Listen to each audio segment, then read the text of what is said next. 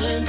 GHI Contracting. Call 844-844-RENO. GHI Contracting. Leaders in remodeling and renovations. GHI Contracting. Call 844-844-RENO.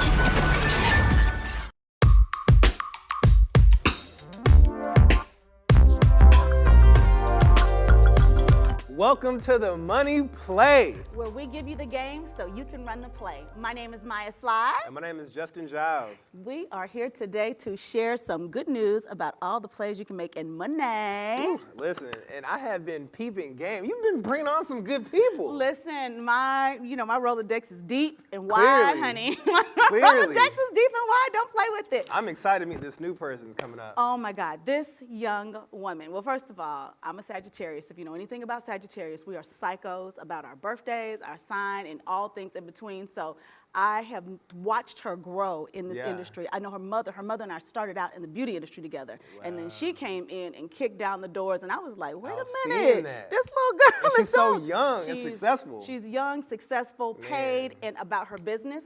Miss Evan-Nicole is something that the entire audience needs to know about. This one is for all you millennials, all of you who don't want to listen to your parents, all of you who think you know it all. She's going to show you that you can't know it all, but you can take advice from those who have come before you. So welcome to the stage, Miss Evan-Nicole. Welcome, yes. Oh, my little poo. Thank you so much for coming. It's a pleasure. It's an honor. Thank you. I'm excited. Oh, my little poo. Yes. I'm so excited to be here. Thank you for having me. It is a pleasure to have you. I am excited. Love the outfit, too. Have you? She is Pop like a color. A little pop of a little sunshine. Yes. She brought the sun. I almost brought trying the to match her a money. little Thank bit. I was you. trying to match her. You're I don't know. neutral. You're neutral. Yes, I love it. You are neutral. Well, Evan, how has it been? You've been on a world tour. Oh gosh, I've been everywhere. I'm finally getting settled back in. It's a new year. I'm finally sitting down and getting myself back together and figuring it all out. Well, you've got it figured out, honey. Okay. You've had it figured out for quite some time. So Yes. for the audience, we want you to tell them, who is Evan-Nicole? Yeah.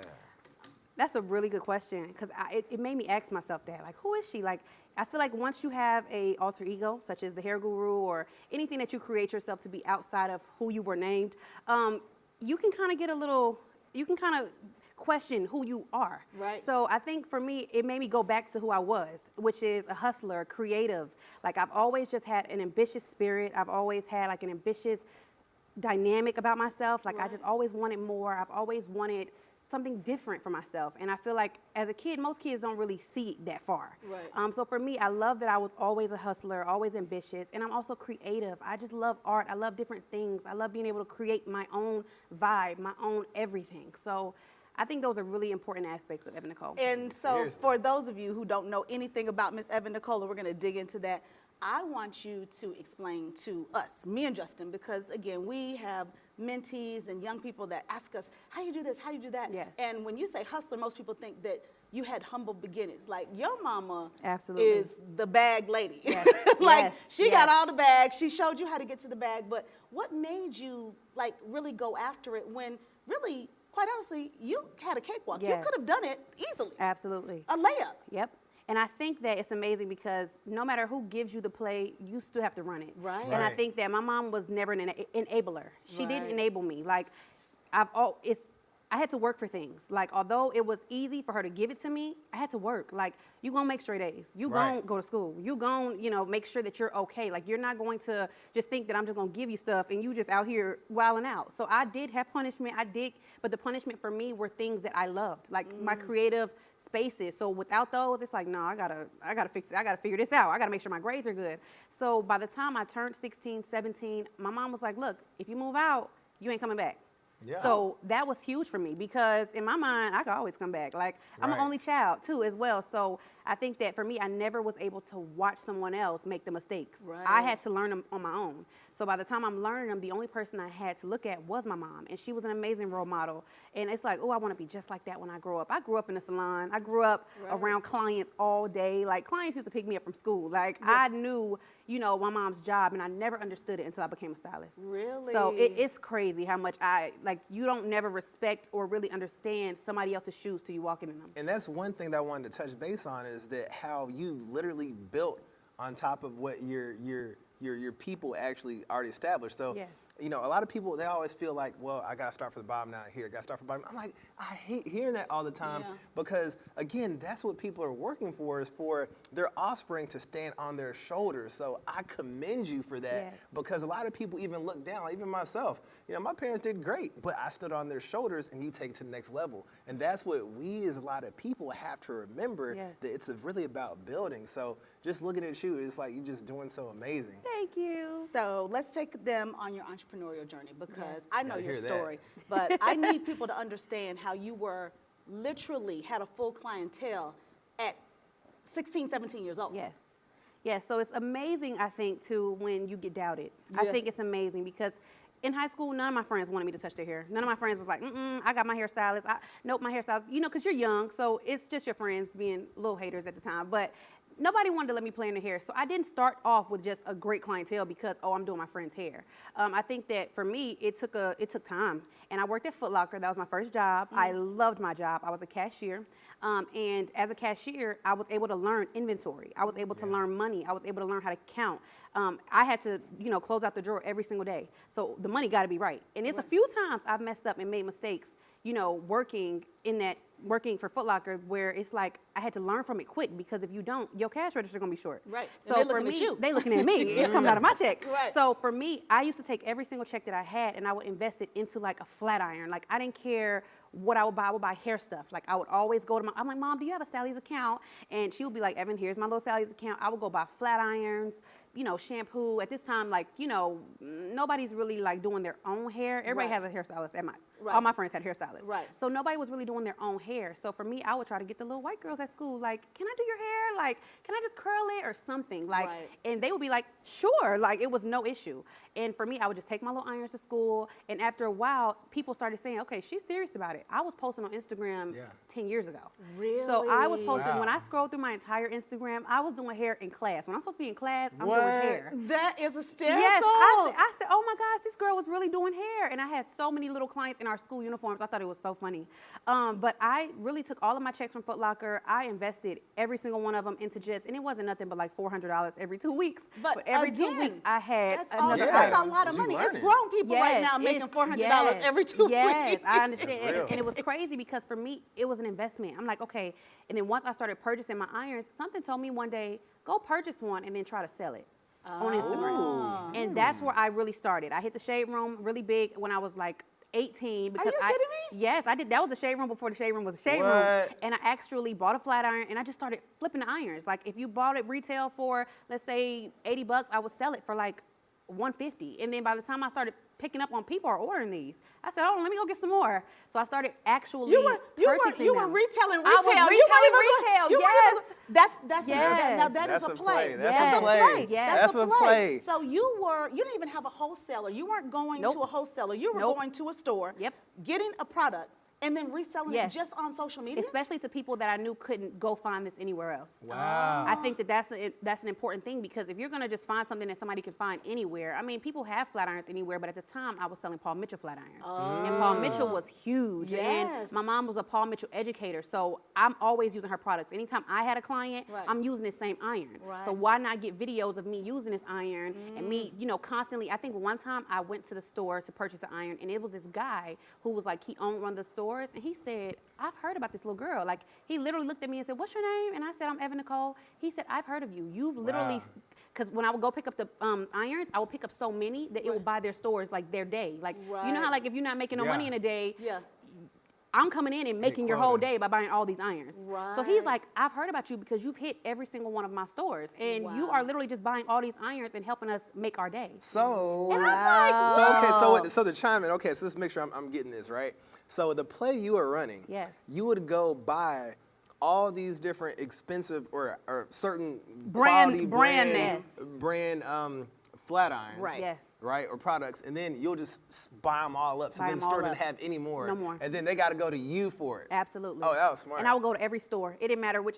I would go to Stockbridge. I would go to Buckhead. I would go everywhere. And I would just That was literally smart. every time they dropped something new, the people would call me. I would call, hey, is there a new iron out? And they're like, yep, come get them. And I'm like, Wow. I'll be there. So they were sold out, but you were the person I with was the plug. person So with you them. were the plug. Yes, I was the plug. Wow. So retail, I would have never I was the thought plug. of That was that was the best thing I ever did. That was the best. It was so fun too because at the time that was when new irons were coming out. So Mm. now people use like their standard irons, but at the time Paul Mitchell would theme their irons. So they had a Right. Christmas collection, they had a Valentine's Day collection. Wow. So you're gonna sell it because Right. around that time It's a everybody limited wants the edition. newest thing. Right. Even for me, I would purchase my own and sell my own. Like if I use it already, I would sell it, out of box and still get rid of it because I Right. know that Wow. it's still money. Like I'm not gonna get high off my own supply. Right, Like I'm right. still Yes, gonna make I'm the not gonna price. get Right. high. Yes, I'm still gonna. Oh, you want this iron? Here you go. And it's still, Oh. discount the price, but it's still gonna sell. Right. Because people want what you have. People want what they feel like they can't get. So how did you sell it? Was it more so from social media, or did you actually go in person? So social And media selling. was a huge. So this was at the start of Instagram. This is at the taking start off. of Instagram. I think I Yeah. started Instagram in 2011, so I'm like now at 11 years of it. But this was right at the start of Instagram. And at the time, I went to college, so I did make a lot of friends, and Yeah. I was able to scale my business. I was Instagram famous before Instagram famous was famous. Right. Like, right when people were getting like a K at the end of their number. Right. Like that took a long, that happened years and years ago. So right at the time, it's like everybody was like, who is this girl? She got a K behind her. Like, who is Right. this girl? So we're young. Like we're kids. Like Right. nobody's looking at nobody like they're entrepreneurs 10 years ago. Nobody. So I think by the time I finally came into it, they're like, okay, who is this girl? So I just would always market it, and I finally gave myself a name, The Hair Guru, and I stamped it. Every time I would ship an iron, I started learning about marketing and websites branding. and branding. I started really branding. I created my own website 10 years ago. That was fun. It looked a mess probably, but it was fun because it's like you don't need all of these different tools. You can do it yourself. Like So that's the play. that's a play. You did it without, you spent the money on the product, Yes. but investing in yourself, Yes. you did it on a free platform. Easy, free. Free platform. Yes. You made your own website. Yes. They didn't have Canva I made back my own then. business cards, my own thank you cards, my own stickers. That stuff is not hard. They didn't Yeah. have Canva. They had Vistaprint. Right. I think I would Right. just go on Vistaprint and just type at least my name, at the time, like it's not a lot. I think I just had a picture of myself on the card, like, Wow. and just actually took my time. I would sit behind that computer, and if it was anything I was doing, it had to do with The Hair Guru. I'm like, oh, I like this name. It's catchy, and I focused on what I would want to do. And it Wow. was huge for me at the time because you're supposed to be in school, girl. Like, what are you doing? Like, by the time I Right. came home from college, my mom is like, what are you doing? Like, what do you want to do? And I'm like, I don't want to go to school. I So want to this make was your money. this was your Right. freshman year or your sophomore year? Freshman year. That's so, crazy. So how was that? Freshman year was different. College was different. As I said, I grew up an only child. So I'm not used to too many people in my space. I just don't, it scared me. Like, it was scary because I'm so used to, at the time, making money behind a screen. Right. So I'm not having to actually meet people. I'm selling things online. So I'm not having to be in people's faces and network. And this is where network starts happening. Right. Because people want to know you. Even if you don't want to know them, people want to know you. And I think that it's important to always remain like bubbly and kind of fun because you're going to always be a mystery to people. You're going to always be a mystery. And I think that once I started actually like kind of being like, okay, I'm kind of liking the attention though. Right. I'm kind of liking it. I just started to actually, love school. And then with doing school, clientele everywhere. I'm an old school brander too. I used to No, I go in know. beauty supply stores and put my cards in beauty supply stores, the women's bathrooms. Like, people don't realize that you can really create your clientele because you never know where anybody is. You never know where your Right. next client comes from. That's You don't true. know. Right. I ask people all the time, how did you find me? How did you find me? They're like, girl, Instagram. Oh, but at the time it was like, oh, I found you in a bathroom at Right. Sephora, like, or something like that, to Right. where if you're leaving your stamp everywhere you go, it's no way you're not going to have clientele. It's That's no way. real. It's no That's way. real. If you leave a part of yourself every single place that you're at, Right. it's no point in going to a room if you're not going to meet one person. If you're not going to meet one It's person. no point in going. You might as well not even go. Yeah, stay home You might behind as well stay at home. behind the computer. You might as well stay home. So watching you, it was crazy when I was like, wait, that's Sherita's daughter? I was like, this little girl. I mean, literally, I used to be like, this little girl Yes. is freaking killing it, because when you started coming up, that was the same time I opened the $50 weave salon. Yes. So Yes. when I saw that, I was like, she's charging what for a press? Like, your press Yes. game was like, Yes. So, Justin, a Okay, press. yeah, go ahead. Well, no, wait, hold up. I think I know what a press is. Yes. That's when you get the flat iron, someone comes in, you press it down and get straight, right? Yes. Correct. There Okay, you thank go. you. Okay, There come you on now, go. give me a little credit. Okay, now. we're not gonna take your black Men card. notice. Yeah. Men notice. I swear. I know.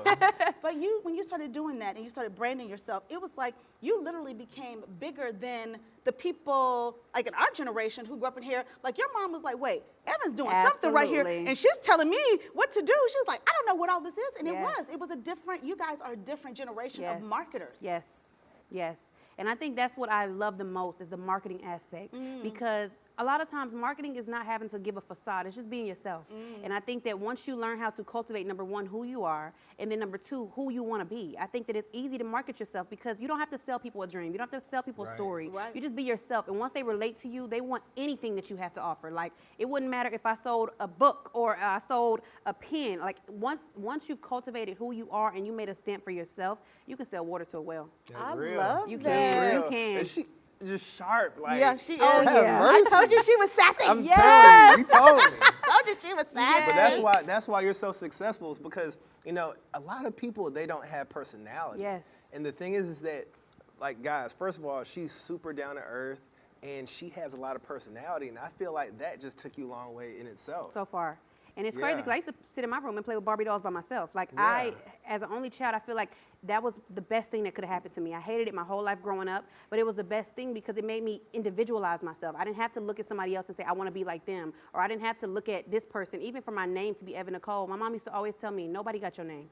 Like, you are different. Like, you are different. She poured into me as far as, you know, how unique you are. Like, you don't have to be like anybody else. When I would get in trouble with other girls, it's like some way, somehow, my mom was going to make sure that I knew you get in trouble by yourself. You don't get in trouble with nobody else. You do things for yourself. And if you go get in trouble, you need to be the only person to blame for it. Like, it don't need to be because of other people. Right. So I was really big on individuality. Like, I was really big on trying to find my little place in the world because I didn't have no siblings. I didn't have, you know, nobody to really, I would talk to myself. So it's Yeah. like, you know, I had to figure out like who I really wanted to be. And I think that that's hard. That is tough for a lot of millennials because Yeah. they Right. see so many influences. It's Right. so many, like, especially if you got siblings, you don't know Yeah, where you fall. gonna fall. Yeah. Right. You have no clue where you're gonna fall. And I think that that was kind of fun for me. Like, I made it fun. I made getting to know myself fun versus like a hard, like, Right. you have to be this person tomorrow. Like, That's your Sagittarius side. Yes. You brought out the bright side. She was like glass half full. half full. Yes, it's half full. So take us on your entrepreneur journey, right? So you're flipping these irons, you Yes. start pressing and curling, and you Yes. go home and you tell your mom, you know, I don't want to go to school. Yes. Tough conversation, I'm sure. You Tough. come from a family of educated women. Yes. So how was that? And then give us the pivot. That was tough. That was very tough. My mom was very disappointed, and I think that she was disappointed because sometimes your dreams are too big for people, and they're not going to see it. It's not their fault that they don't see it. Right. You have to, because a lot of people love to sell a dream and don't never amount to it. Yeah. So for you have to be, I want to say, like, aggressive about your dream. Like, if that's, I knew what I wanted to do. I'm like, Mom, I don't like school. I'd rather sit in my room and do hair. So after a while, my mom was like, okay, all right, now you got to show me because you telling me the game, but are you going to run it? You know, are you going to do what you're saying you're going to do? Right. So after a while, I started working in my mom's salon. Now, this is when it gets this is the pivot for my career. Right. My mama said, now look, you think you so grown now. Ooh. You're going to pay rent and you're going to pay to work at the salon because you can't work in nobody's salon for Yes, free. you That's gotta real. pay. That's You real. can't You cannot be just working up at somebody's salon You for free. can't. She wouldn't and help because you. and people would think that because you're privileged or your mom owns a salon, it's easy for you. No, my mom Right. said no. My salon is a commission-based salon, so either you gonna do the commission base or you can't be here.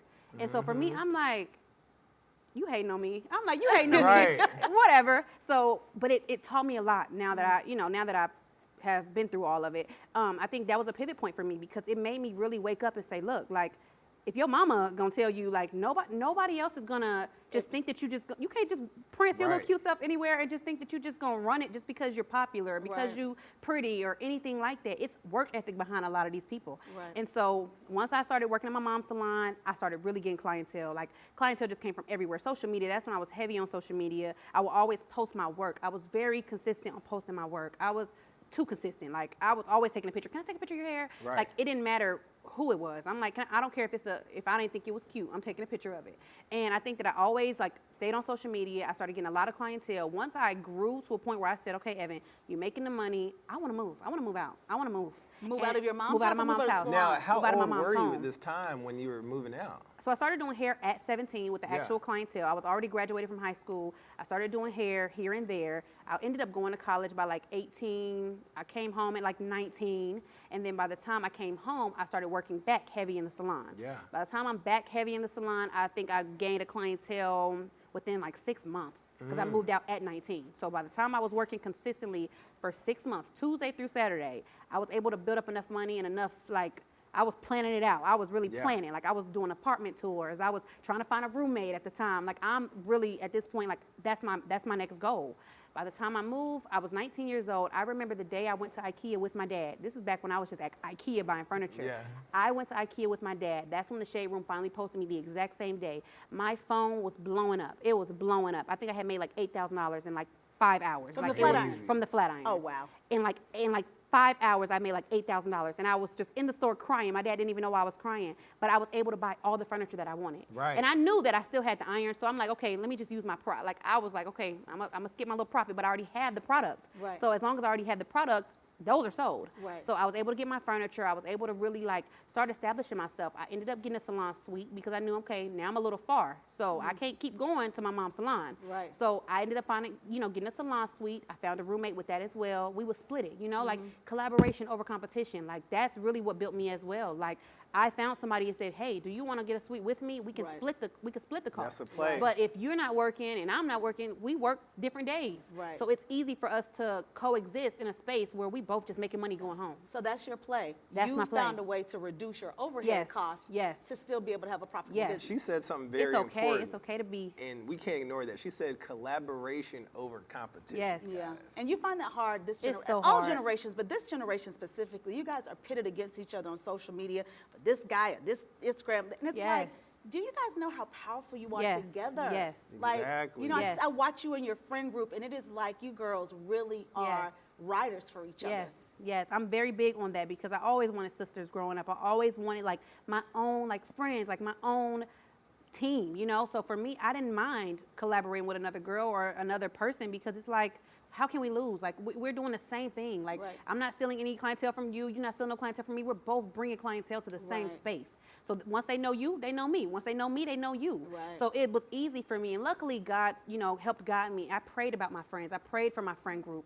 So God was able to guide me to people who I feel like were amazing, for my journey. And I Right. think that once I was able to grasp it and actually hold on to those people, we were able to run up money together. Like, it was just easy because we're doing this together. It's not Yeah. one or the other. Nobody's investing more than the other person. Right. We're doing it together. Right. I was real big on that. Okay, well, it is That's the awesome. collaboration over competition.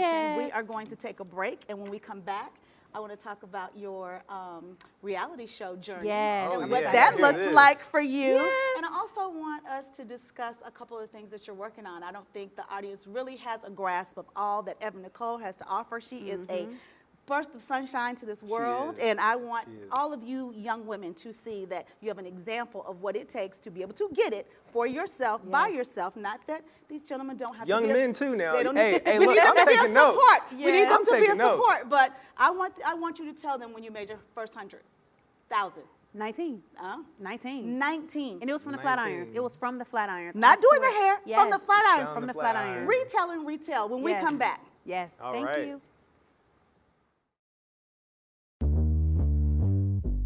We've got eyes on the suspect. A repeat suspect has arrived. Over.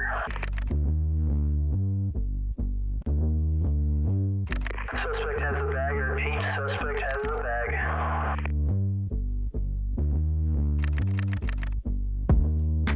There's got to be more than just 60-second brown kits in that bag. We have to catch her this time. Control, be advised of staying on her. Send in backup units.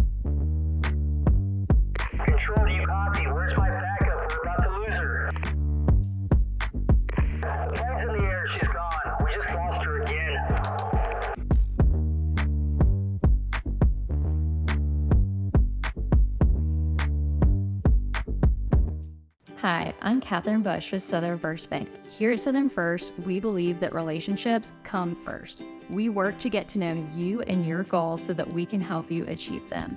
Each account comes with an expert team of bankers that will provide you with the guidance and tools you need to manage your finances whenever, wherever. From banking on the go to financial questions, big and small, we're here to support you every step of the way. Give us a call or visit southernfirst.com today.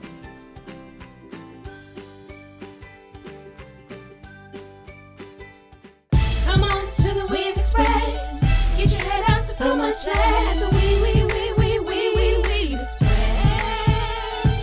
Walk-In Weaves, Atlanta's best $50 weave salon, located on 4712 Memorial Drive, is now open on Sundays. We also sell 100% virgin hair sold on site. Sew-ins start at just $50 and bundle deals are available. Call today, 470-482-4982. That's 470-482-4982.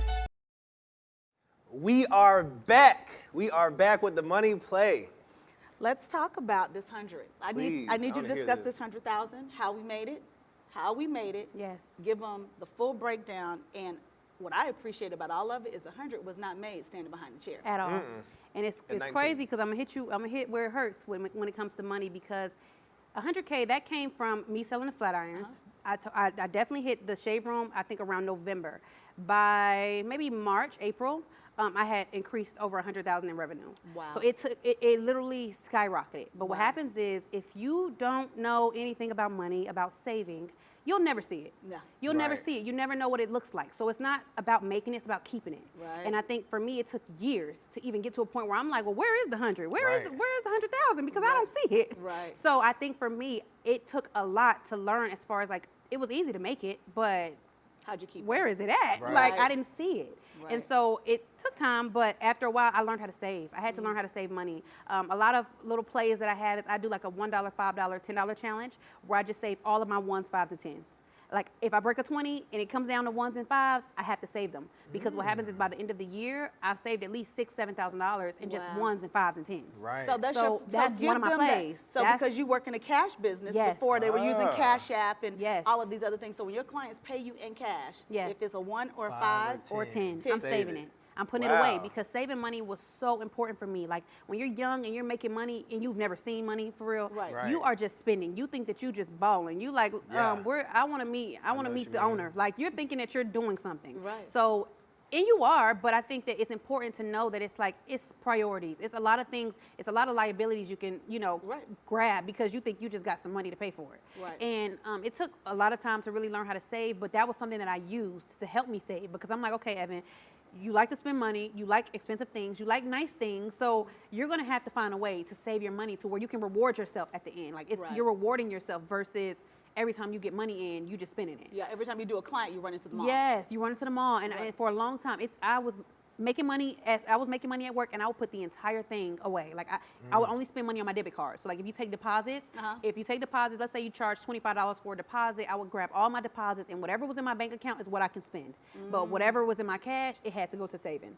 So Wow. that's how I would be able to say, okay, no, you need 3 more clients to book, because you need another $75 Right. because that has Right. to go into your account. Oh, So I I was love really that. big on, and even if you don't, work a cash business, and you do work, like a job where you have to get money deposited, every 2 weeks I would deposit, let's say $250 into my savings account. And Yeah. I would have them lock my savings account to where I can't spend anything out That's of that savings discipline. account. That is discipline. You locked They can- yourself I out of your locked That my is savings discipline. account, because you can only, I know for a fact, I had to learn with Wells Fargo. After a while, I used to always try to transfer money from my savings account. I And know, so you yeah, can only do got it them 6 fees, got times. them fees You can already. only Oh, transfer right. your money from your savings account 6 times a month. Right. So once they start locking me out, I said, well, maybe I need to lock me out too. Right. So I started locking myself out of my savings account. Every time money would transfer to that account, at least I'm making, an extra $500 a month that is getting locked away, Right. versus me So having smart. to always touch it. And that was nice. So that's about 20 that you figured that part Yes. out. Oh, yeah. About maybe 22.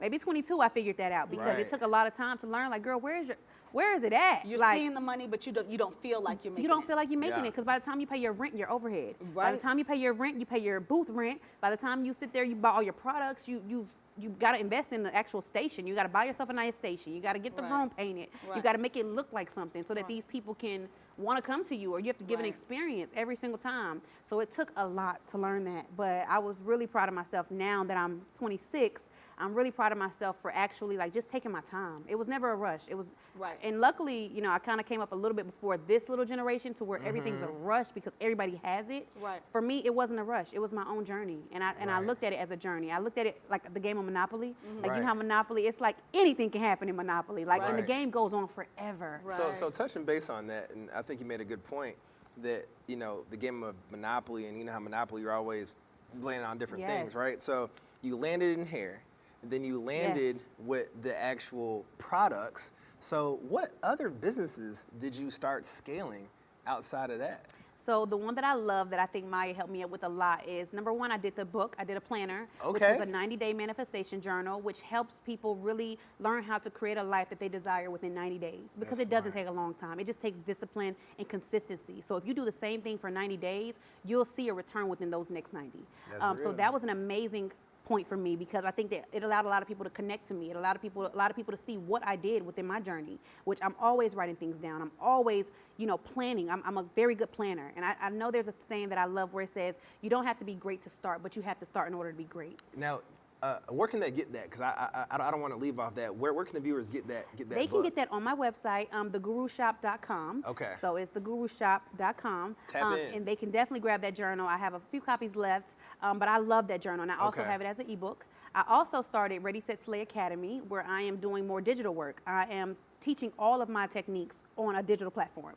So every single technique. Let's get into that. That's the play. Yes. That is the play. Yes. So Miss Evan is known for her silk press, and she is known for her quick weave. Like that's like in the industry, that's what people go to her for. But you decided to take this and teach this not in person.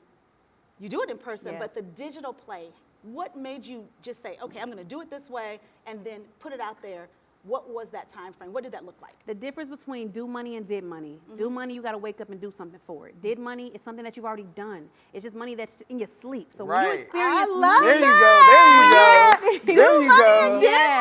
when you experience money in your sleep, it just wakes you up. I swear it just wakes you up because you're like, wait, I just made $500 last night for doing nothing. Yes. So for me, it took time because I failed my webinars probably 6 times before I ever got it correct. And I spent a lot of money and wasted a lot of money on it. But it wasn't until I said, okay, I'm going to perfect this. I'm going to perfect it before I actually just try to put it out, perfect it, and then actually create a platform for it. So I looked up platforms like Teachable. They have Teachable. They have Kajabi. They have a lot of different platforms where you can sell these things. Like if you just get on Google, you can find anything. So I got on Kajabi. I said, I'm going to sell this webinar. I did $30,000 my first month. $30,000 my first month on the webinar. I sold the webinar for, let's say, $500. And the webinar, if you get 10 people to buy it, you get 10 people to buy it, you're in the game. And I think that it was creating the momentum for the webinar, and then also letting people know that they can still touch you. Like people want to touch you. People, they want to be able to talk to you, want to feel you. So if you can feel my presence and learn and get a full class, a fully detailed class, just from sitting behind your computer, you're going to want it. You're going to want it because you know that it's something that's in high demand. And I think that's a huge thing, too, for people who, do lashes or do hair. Perfect your craft. Perfect it. Like, stop trying to jump in everybody else's lane. Just stay in your lane. Perfect what you think you're good at. And then once you perfect it, people are going to gravitate to you for that because you're different. It's something about the way you do it that makes people feel like, I mean, yes, she do quick weaves too, but I've really been wanting to learn hers because she keeps posting it. It's something about the fact that she do sew-ins too, but people only book her for this. It's like, what does she do that's so different? You know? And I think that I was very big on perfecting one thing, which was the silk press and the quick weave. And that's what carried me throughout the entire 6-7 years I've been doing hair. Those two. Those main two. So that's your play. So perfected 2 things in hair because you can do so many things. You can do so many. You can do shortcuts. You can be a colorist. You can do all these things, but braids, everything. But the 2 things that most people spend the most time in, is, and the hardest thing to find in the hair business is someone who actually knows how to press. Like you get your hair pressed and then you go out tomorrow and it's not going to look like you haven't been to the salon. Absolutely. So that piece of it, perfecting that, teaching other people. But the quick weave, you're saving people time. Yeah, they want the look, but they don't want to be in a salon for 4 or 5 hours. Yes, that's the one. And I teach people how to create that look under an hour. Wow. You don't have to be in the salon my clients be like, you're done? I'm like, I'm done. Like I teach them how to time management in the salon. My mom was really built on strategy. She's doing 14 heads a day. You're going to sit here, you're going to go there, it was strategy. So it's literally a strategic play of how you're going to accomplish your day the quickest way. Like I can do at least The most I've done is 12 heads a day, but that was like back in the day. But now I do about 6, and I can get in and out of there in 6 hours. Yeah. Like I try to make sure each client is just like an hour of time, whether I'm rotating them. I just try to make sure my day is kind of planned out, like strategize. You can't be taking all these phone call breaks and going to eat your food over your client. Like you have to strategize your day to where you can just get in and get out. So I teach people on an online platform how to do the exact same thing. Like I'm giving you a little bit of my tips, my tricks. I'm really pouring into you as well. And I think that's what made my webinars different is that I pour. I'm giving them the first 30 minutes, I'm talking to you. It's just me and you. And it's not me just sitting here trying to sell you something and, you know, here you go. I'm really trying to get your mind first. Because it starts at your mind. It starts here before it ever starts with your money. Like you got to have the good mindset first. So I'm really big on that. I'm excited to even see when I saw you doing it and we talked about it. You were like, you know, how do you think about this price and that price? And I was like, hit him over the head, Evan. Right. Hit him over the head, Evan. But but your quality was there, your production quality. I mean, literally, it was like a movie set. Like, and the clients that you have participated in. Like, talk about that because you have people that would typically charge people to do their hair. Like you're doing their hair, but they want to charge you because you're using them on a video platform, but it was your relationships. Building relationships is definitely tough because in this generation, I feel like everything is transactional. Everything's transactional. It's like, if you give me this, I got to give you this. If you do this, I got to do, everything's transactional versus building genuine relationships. Like I said, collaboration over competition. It's like, look, I'm going to give you this for free. I'm going to give you this for free. You can have hair. You can do anything. Like, I'm going to figure out where I can barter with you, where I can give a little bit, because I think that's important in any craft, because if you can give something for something, then you're there it's mutual because if they feel like they're at least getting something, like you don't have to sit there and pay, you don't have to pay all these people to promote your product. You don't have to pay all these people. If you can just give them a product, here, let me just give you the product, and then if you actually like it, they're going to post it. They're going to want to be a part of what you have going on, because a lot of people are really supportive, and I've never had issues where it's like, oh, you know, I'm not going to do something for you. I've had a really good turnaround on support because I support. So you have to give what you want in return, whether it's to other businesses or not. When I do my classes, I allow people to send me their products to go in my gift bags. And I don't charge them for that. Like I don't charge because I know how hard it is to really get your brand out there. So I'm like, give me your products. I'm going to make sure these girls get your products because we're a beauty-based industry. So if a person, I've gotten so many good things out of goodie bags to where I go rebuy it again. It's like, it's like, crazy. This works like this. Crazy how many people have sent me their products. Whether it was, I have a girl, I still use her body oil. I've been using it for 3 years because she sent it to me in a gift bag. And I had somebody else who makes candles. Every time she sends me her candles, I'm like, girl, I'll buy them from you because they're so good, and it's like you're worth that. So you're gonna meet one person that may just change your entire business aspect, but you keep being consistent and you keep doing the same thing, because one person can change the entire dynamic of your business. One move. That's one real. move. Yeah, it's the one move. So we want to talk about what you're working on now. What are you working on now? So now I am finally branching off into creating a hair company. I really want a hair company. I love doing hair behind the chair, but I really, really want a company that is like built on just the glam life, like everything glam. So I did title it Glam Affair Hair Company, where it's pretty much just being in a love affair with your hair. Like I just want people to feel like it's okay to, like, I think it's hard for this generation too because everything is so expensive. It's like, in order to look like something, you got to spend a lot of money. Or in order to look like, you know, the girls on Instagram, you got to spend money on it. And I feel like I want them to understand that, like, your glam is just, it's a forever thing. It's not something that, and that's what I love about you, because it's like that's how I wake up every day. I wake up feeling glamorous. I wake up feeling like that. So it's like, if I can touch you in some way, form, and the best part about being a hairstylist is you touch their crown. You touch where people are really like, I pour into so many women daily that it's like sometimes it can drain you, but I realize that that's my job to fill my cup so that I can overflow. And I think that it's amazing because women actually just gravitate to things that make them feel good. It's just, as long as I feel good, as long as I can wake up and feel good, whether you have children, whether you know, depressed, anything, as long as you wake up and look like something, you feel like something. If you look good, that's you can feel good. So let's dabble into the new business. So what exactly are you selling? Is it hair, like different type of hair products? So or let's dabble into that. Yes, so I sell luxury hair extensions. So I was very adamant about finding the perfect vendor, the perfect everything, because that's really important. Don't just sell anything. So I was really good at, you know, putting a stamp. I don't want to put myself on anything that's not good. So I had to take years to find the best hair care, you know, quality. And then I also branched off into different things under that realm. So hair care products, hot tools, creating things that's all around, like a one-stop shop for hairstylists. meaning that even other hairstylists, they can send people to my brand and then they can make money off of what they sell from me.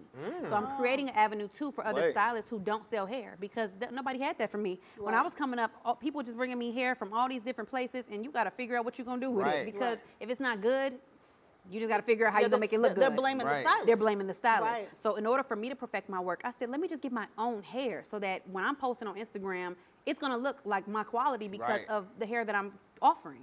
So I try to make sure that, like, and I'm now branching off into more things. Like, I want to come out with all types of different things to make it a one-stop shop. Like, I'm coming with clip-ins or tape-ins, you know, trying to, you know, keep up with the trends, because everybody wants tape-ins, clip-ins. They want it all. So I'm trying to branch into every single dynamic of a woman and, like, really figure out, what do y'all like? Because it's important to know what your audience likes. I think a lot of people not what you like. Audience like. People are so selfish. I'm like, how you gonna have a business and be selfish and want it to just be about what you like? Exactly. I mean, I like the smell that you like, you know? So you would have to offer different things because everybody is different. Some people don't like their kitchen to smell like apples and, you know, cinnamon or whatever. So you have to branch, you have to cater to every single one of your audiences. Everyone doesn't wear extensions sewed in, so you have to have clip-ins. You know, you have to be able to touch every single person. So that's what I love about the hair company, and being able to create that. It's like my little baby on the side, because I also want it to be a lifestyle change. Like, you can have black girl luxury. Like, you can be a black girl who likes expensive things and shop and pay later. You can shop and pay later. You can we'll buy put it you on now. a little payment plan. Yes, and they have like a lot of those now where you can shop and pay later. So sometimes it's like you have to, even for like real estate agents or any other industry, you have to look the part. So if your hair is done, you're going to sell a house. Nobody questions your commission. Absolutely. Nobody questions your commission. Yes, and that's important. Nobody questions your commission. Miss Evan, it was a joy to have you here today. Have we bombarded you with everything and all things beauty today? Honestly, you know what? I'm really peeping game. Like, I'm learning a lot of stuff. And of course, you know, like, I'm around a lot of black women. Yes. So I already kind of understand. It's the retail. You're going to start doing your own bricks now. You're going to sell some of bricks. It's dope. Like, I love it, though. But, I mean, seriously, you are just a phenomenal entrepreneur. Thank you. And, I mean, you clearly are an inspiration to a lot of women and men. Yes. Yeah. Clearly. Young Because the men thing need is to this. see this. They need to see these women that every woman is not a quote-unquote gold digger. No, goals. She has goals. She has her own thing going on. And, I mean, I think it's so important that young people see examples of women just like you. You're a woman, you're not a girl. You're a woman. Entrepreneur. And you're an entrepreneur, Young like entrepreneur. a true boss.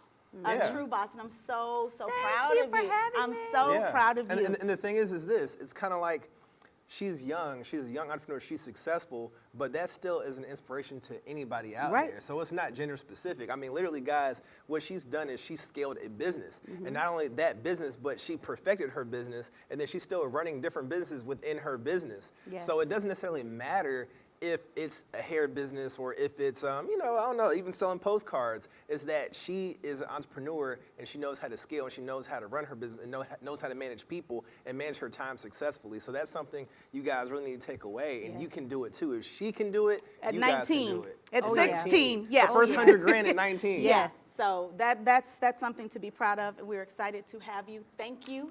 You're welcome. So please let our audience know where they can find you. Yes, so I am on Instagram as The Hair Guru, so it's TheHairGuru, 3 U's at the end.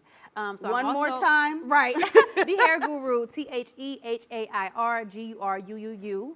And I'm also on Hulu now. I didn't get to tell you that. Oh, wow. So Married at First Sight, I did Married at First Sight. Oh, that's right. Yes, The Unmatchables, and that's on Hulu now, so you can definitely go watch that episode.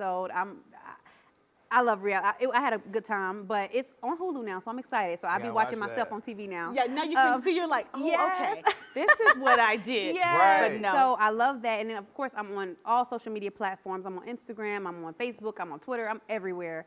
And that's pretty much it. Okay, well, thank you, Awesome. Evan, for giving us the game and Thank definitely you. showing us how to run the play. Thank you so much for coming. Yeah. Thank you. And we will see you next time.